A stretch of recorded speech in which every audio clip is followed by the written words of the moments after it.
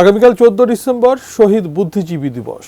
রাজধানীর রায়েরবাজার বধ্যভূমিতে বুদ্ধিজীবী স্মৃতিসৌধ প্রাঙ্গণে ধোয়া মোছা চলছে।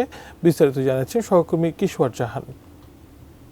শহীদ বুদ্ধিজীবী দিবস উপলক্ষে কিন্তু আসলে এখানে যে কর্মযজ্ঞ পরিষ্কার পরিচ্ছন্নতার কাজ এই বধ্যভূমিতে, রায়েরবাজার বধ্যভূমিতে, এটা কিন্তু এখানে যারা কর্মরত আছেন, যারা কাজ করছেন, তারা কিন্তু আমাদেরকে বলছিলেন যে 15 দিন ধরেই কিন্তু ওনারা কাজ করছেন। ঘাস নিয়ে বসে যেমন আলাদা করে কাজ করা হচ্ছে, যারা ঝাড়ু দিচ্ছেন তারাও করছেন এবং রঙের কাজটিও কিন্তু চলমান। তো তাদের থেকে আসলে আমাদের জানার ছিল যে আগামীকাল যেহেতু শহীদ বুদ্ধিজীবী দিবস, আজকের মধ্যে আসলে ওনাদের কাজ কতটুকু সম্পন্ন হবে কিংবা আদৌ আসলে ওনাদেরকে সেরকম কিছু বলা আছে কিনা। কিন্তু ওনারা আসলে আমাদের যেটা জানিয়েছেন, ওনাদের যেহেতু আসলে দিন চুক্তিতে কাজ, বিশেষ করে যারা পরিচ্ছন্নতার কাজ করছেন, এবং আজকের মধ্যে অনেকটুকু কাজ হবে, তবে পুরোপুরি হবে সেরকমটি কিন্তু ওনারা আশার কথা শোনাতে পারেননি। আর যেহেতু আগামীকাল শহীদ বুদ্ধিজীবী দিবস এবং এই দিবসটিকে ঘিরে এই রায়েরবাজার বধ্যভূমিতে সকাল থেকেই মানুষের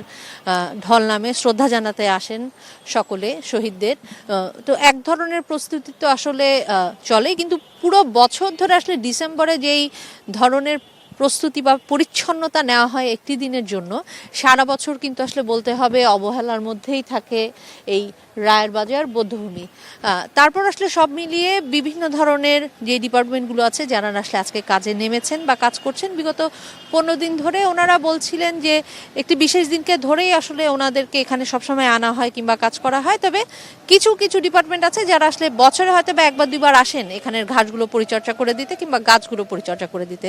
তারপর অন্তত একটি দিনের জন্য পরিচ্ছন্ন হয় এই রায়েরবাজার বধ্যভূমি, এটিও একটি স্বস্তি।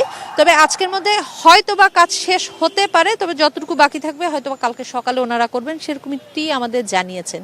তো এখন পর্যন্ত এই ছিল আমার কাছে রায়েরবাজার বধ্যভূমি থেকে।